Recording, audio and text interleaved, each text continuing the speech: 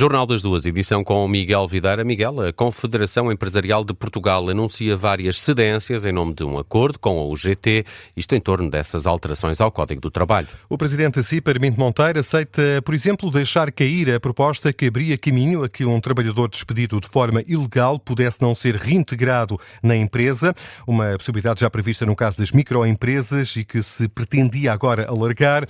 Uma das propostas de alteração mais criticada pela UGT, a CIP está disposta a abdicar. Que esta medida, da maneira como ela foi apresentada, trouxe mentira e falta de rigor, mas repito, se esta medida é uma medida que está a servir de arma de arremesso de forma irresponsável,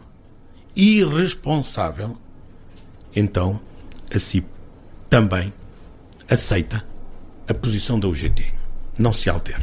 Armindo Monteiro anuncia ainda que a CIP também aceita ir ao encontro da UGT nas propostas de alteração ao regime de outsourcing, banco de horas individual, formação contínua e arbitragem. O presidente da Confederação recusa que a CIP tenha desistido das mudanças que continua a defender em matéria de legislação laboral. Não estamos a tirar a toalha ao chão. Nada disso. Estamos apenas a dizer que perante outras ameaças nós temos que assumir a nossa responsabilidade e a nossa coragem de vir aqui perante os portugueses e dizer assim, a nossa coragem e o nosso sentido de vigilância obriga-nos a tomar esta posição. Não é o tempo para brincarmos com coisas sérias. É o que diz Armindo Monteiro, que volta a criticar a forma como estas alterações à lei do trabalho têm sido apresentadas no espaço público. É importante falar a verdade. Para a tranquilidade de todos os trabalhadores, é importante falar a verdade. Não deixem-me dizer, não somos os ayatollahs do despedimento. Não somos fundamentalistas. Nós somos claramente por uma paz social. Armindo Monteiro, um dia da reunião de concertação social que vai juntar amanhã os parceiros, patrões, sindicatos e também governo, naquela reunião que é tida como decisiva para se ficar a saber se há ou não um acordo tripartido em torno das alterações ao Código do Trabalho. A Comissão de Orçamento e Finanças deu luz verde à audição do Governador do Banco de Portugal. Para que Álvaro Santos Pereira esclareça a compra de ações de várias empresas, o Jornal Público avançou com a informação de que o Governador, já em funções, comprou vários títulos da Jerónimo Martins, da Galp, da Nestlé e da Navigator e que foi obrigado pelo Banco Central Europeu a desfazer-se dessas ações. Álvaro Santos Pereira esclareceu que foi o próprio a comunicar ao BCE a compra dos títulos, a quando da entrega da declaração de interesses. Ora, o Parlamento entende que há esclarecimentos adicionais a prestar. O pedido foi feito pelo Chega, aprovado pela maioria dos deputados da Comissão de Orçamento e Finanças. O coletivo de juízes que julgou o processo Operação Marquês suspendeu a sessão de julgamento que estava agendada para esta quarta-feira. É uma consequência da aceitação pelo Tribunal Administrativo de Lisboa da providência cautelar interposta por José Sócrates contra a nomeação do advogado oficioso atribuído pela Ordem dos Advogados. A providência foi preparada e apresentada por José Preto, advogado que renunciou à defesa do antigo primeiro-ministro. Na base desta providência cautelar, o facto do advogado oficioso atribuído ao antigo primeiro-ministro José Sócrates, o advogado é Luís Carlos Esteves, ter sido indicado pelo bastonário da Ordem dos Advogados sem sorteio ou seguindo as escalas previstas na regulamentação das defesas oficiosas. Face à aceitação da providência cautelar, o coletivo de juízes do processo Operação Marquês decidiu suspender a audiência de julgamento agendada para esta quarta-feira. Suspeita-se de uma fuga de gás numa explosão que ocorreu esta manhã num café no Seixal e há feridos. Sim, 6 no total e um em estado grave. Foi encaminhado para o Hospital de São João. Os detalhes foram avançados ao observador por Isaura Campos, do Comando Subregional de Emergência e Proteção Civil da Península de Setúbal. Isto será fuga de gás sem confirmação. A autoridade depois prossegue com a investigação. Existem 6 vítimas, 3 leves transportadas ao Garcia de Horta. uma vítima grave transportada ao Hospital de São José e 2 recusam transporte.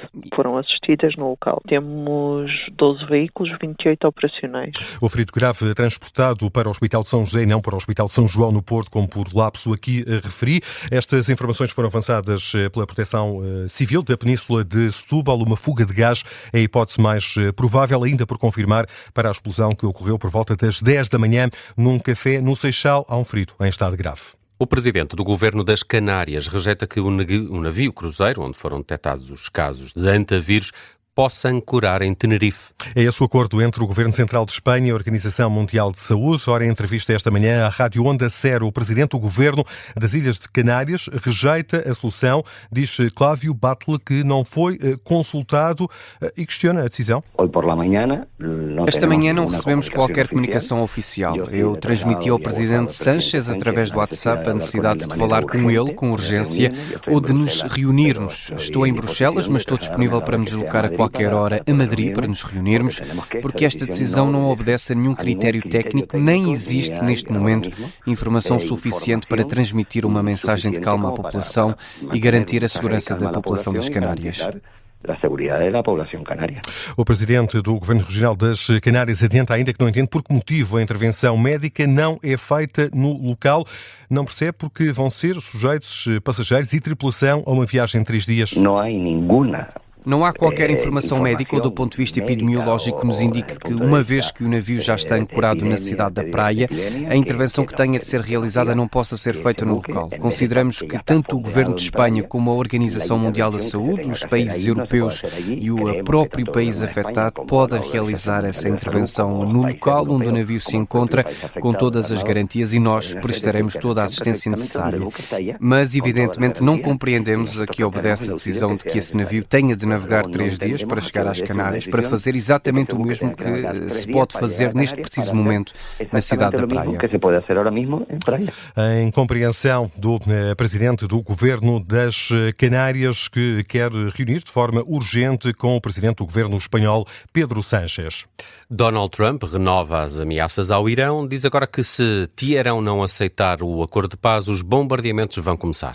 Esta manhã foi revelado que os Estados Unidos e Irão estariam próximos de alcançar um acordo, segundo os responsáveis norte-americanos e 2 pessoas com conhecimento das negociações. O entendimento deverá passar por um memorando de uma página que estabelece as bases para negociações mais aprofundadas.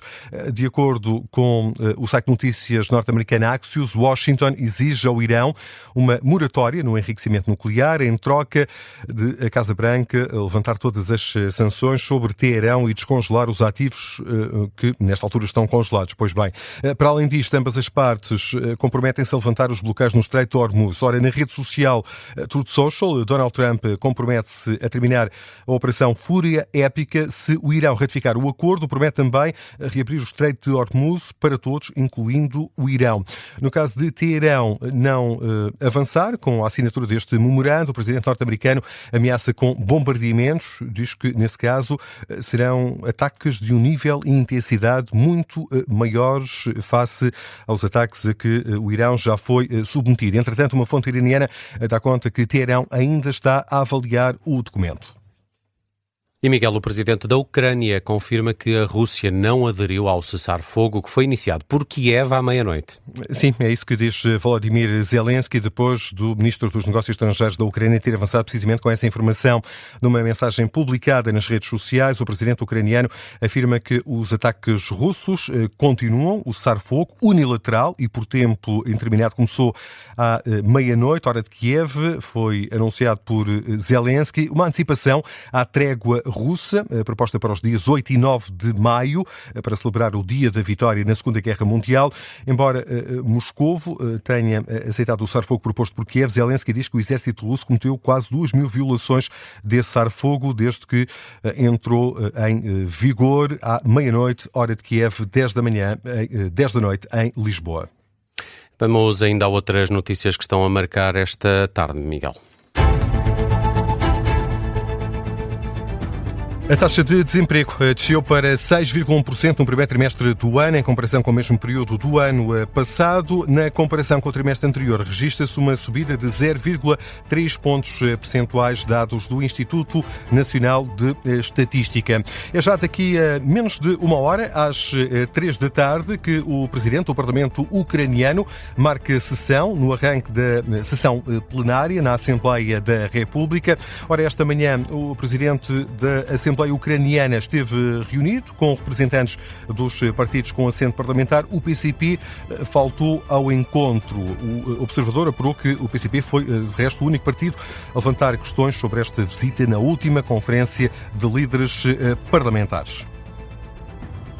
Miguel Videira com o Jornal das Duas na Rádio Observador.